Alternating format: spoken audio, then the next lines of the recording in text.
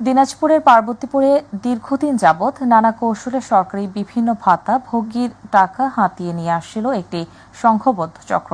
সম্প্রতি এমদাদুল হক নামে এক ব্যক্তির বিরুদ্ধে এসব টাকা আত্মসাতের অভিযোগ ওঠে।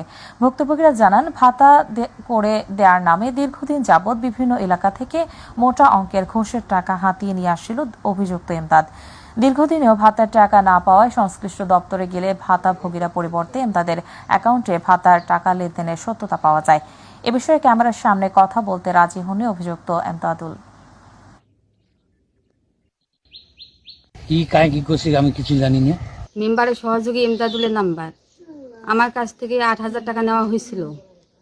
এ যাবত আমি একটা টাকাও পাইনি। এটা আমি বিচার চাই। আমার বাবুর বয়স 6 মাস চলতেছে, কিন্তু আমি কোনো মাতৃকালীন ভাতা পাচ্ছি না। মাতৃ ভাতার জন্যে টাকা দিয়েছিলাম 8,000 টাকা। এই টাকাটা ডিজিতে বইয়ের মোবাইলে যাচ্ছে না।